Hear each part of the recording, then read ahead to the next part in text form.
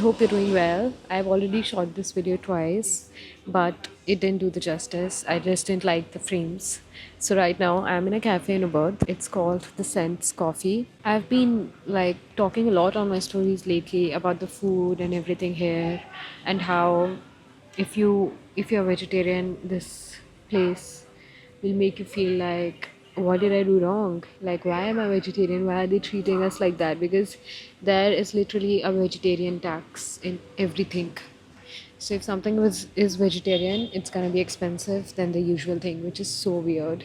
So, anyways, what this video will be about? This video is going to be on how much it takes to live in Ubud. I'm only going to be very specific about Ubud because I have been to Canggu once and I have really no idea about the rates there. But about the rates of rent in Ubud, I have seen quite a lot. So that's what this video is going to be about. Now, if you're really interested in only that, you can skip to the from the timestamp to the place where I start talking about rent and everything. But before that, I really wanted to talk about something else, because that's what my channel is. I talk when I have something going on in my head, and I decide to really just put it forward, so that most people can who relate to me can really um, be like, oh yeah, even I think so. So what I've realized lately, when I put it on my Instagram stories today, I've been talking a lot there. I mentioned, and like I thought about it, that there are like two kinds of people. Oops, there are like two kinds of people. One who is working and living out of experience, and one who is just doing living and working and surviving out of achievements. Now, the one who's living out of experience, for them, everything is a win, because the goal is only to experience. There is no other goal. Like for myself, I do not even have a goal to have a lot of a lot of things in my life. My goal is to just experience. So especially when I've come here, but I've seen many people whose goal is out of achievement. Now, with people like them, I don't think there is anything wrong or right in it. I personally feel both the categories are okay in their own way. But the category which I am in, which is out of experience, we are often told that we are less ambitious. Or like the other day, there was this conversation going on of someone with my partner, and the person was like, this is not your age to live in a Ubud kind of place, because it's so serene. You should live in a you should live in a hustle bustle of the city, and even if you achieve something today, you should not celebrate it just because you're in Ubud. Don't celebrate it. Just hop onto the next thing, and just you have to achieve this, you have to achieve that. And my partner was also very much interested in listening to him, and I was like, what's going on? Now, many may call me ambitionless, but again, I've reached to a point I really don't care what people say. At the same time, I feel that it is not ambitionless. It is actually, being ambitious in living. Just ambition is different. I would like to have a nice car, but I would not only want to have a nice car. I would like to have a mindset where you can enjoy it also. So, but the problem with people like him who are more into achieving, the problem I have been dealing with such people is that it's not like that once they achieve something, they like it, they like their life. They just hop on to the next thing that they want to achieve. So, really, who is the more problematic here? The one who wants to live out of achievement, or the one who wants to live out of experience? The people who want to live out of experience are shown to be the ones with problem, but I have realized that maybe we're not. And I'm not saying they are the problem as well. I think everyone has their right to live with the perspective they would like to follow in their life and achieve whatever dreams they want, of course, work towards them. At the same time, not worry about people or shame people who do not want the same things. And especially me, who has been living in almost isolation for like 2.5 years, and then um, really, really celebrate living alone and work towards living alone, towards my freedom. It really triggers some people. Like it triggers them that why does she even use the word freedom so much?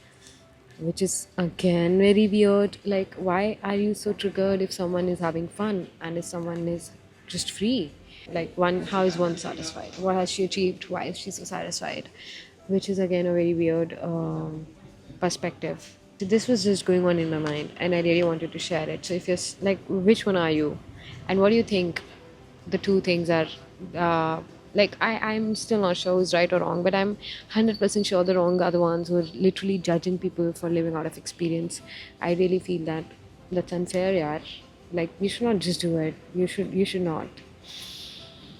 Okay, coming to the main point of the video, which was very requested, which is how the rents are here in Bali. So in Ubud, I would start with Ubud only because that's what I know, as I said. Okay, so in Ubud, I'll get my coffee once. मैं late हो गया अच्छा बन गया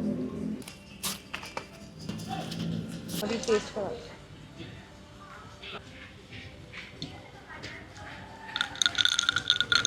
by the way, since I'm here, I have had so many coffees. It's like I am deciding if it's worth it or not, which cafe is worth it. I can recommend to people though. So only iced latte is the one that I found yet, which is extremely better than what India is selling. So that's there. Okay, about the rents here. So there are two things in rents. If you're coming for vacation, it's not much. Depends on how much you want to spend, but the rates are almost like India's Airbnbs. So like when once we landed here, we had booked a 5 days 5 night stay with an Airbnb, which was like 11,000 for 5 nights, which is almost 2,100 per night, which is almost same as India's. It was beautiful though. The place was beautiful and everything. That's when you're vacationing. The prices are almost the same. Since Ubud does not have beaches, like our nearest beach is 35 minutes away, so there's no beach house here. But the only good places or good houses or Airbnbs that you'll find, Airbnbs basically, are they do have beautiful decor and they are in the midst of the jungles. Only, and one of the biggest drawbacks is there are a lot of lizards. So I haven't hung up my clothes in my wardrobe because of the lizards. So yeah, it's that bad. So for vacation people, it's very affordable, it's very nice. Even you'll get vegan food, a lot of vegan food available because you're on vacation. No, you come with that kind of budget. Like, I'm here for 2 weeks, I'm gonna spend and go to all the nice places, live at all the nice places and things like that. So it's beautiful for 2 weeks. It's beautiful. You'll find it like have the same budget as you would have for a Goa trip, nicer one. That's it. You wouldn't want much. Try like 2,000 per day stay, 2 to 4,000 or plus, of course.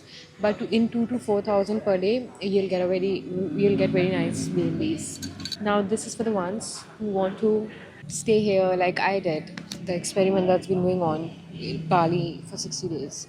So if you have someone who wants to live here for more than 2 weeks, 30 days, 60 days, something you want to do like that, best way to find the houses are from Facebook groups.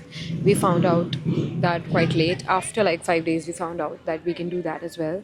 Those are the best ones because there you have two options. First, actually contact them right away on WhatsApp, the owners. Second, you can negotiate and you can see the place first and then start negotiating when you really, really like the place. About the rent. So we are paying 42,000 for 30 days, which comes around 1,500, 1,600 per day. And the place has very nice room, very nice swimming pool. It has a shared kitchen, which is a very big problem for vegetarians, and of course for others as well. Shared kitchen is shared kitchen. The water gets over very quickly. The utensils are here and there. Some are in the fridge with someone else's food. So as shared kitchen has problems everywhere, but you get shared kitchen. We get a pool. We get great rooms, amazing service. Twice a week the linens are changed and the hygiene is maintained.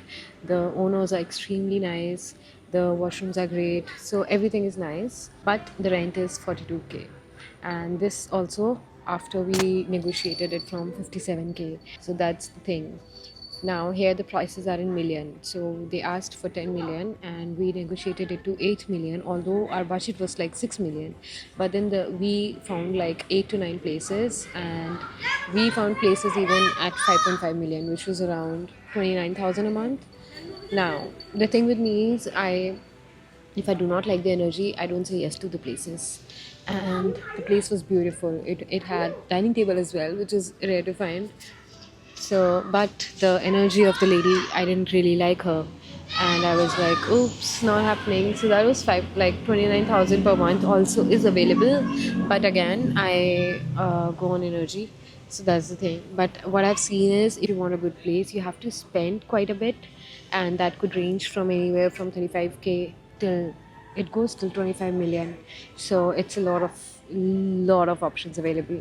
But I just wanted to tell you the best way to find is Facebook groups. Airbnbs are available for 40 days as well. But of course, BNB is taking its own thing also. And generally, they do not give the owner's number until and unless you have actually texted them, like booked them, which is very unfair because, of course, you cannot see the place before booking it. And don't do that mistake. I already told in my episode 1, don't do the mistake of booking the place only through Airbnb if you're there for more than a day. So yeah, the rents are that. Right now I'm paying 42k. Other than rent of on food, I'm paying quite a lot just because I'm a vegetarian. And if you eat beef and pork, this is the place for you. But if you don't, even getting chicken is like grilled chicken. See, that's what I've seen. That's another thing I've seen like all over the world. If something is fried, if something is if there are carbs and fats involved, the thing will be cheaper than if there is protein involved, which is so weird.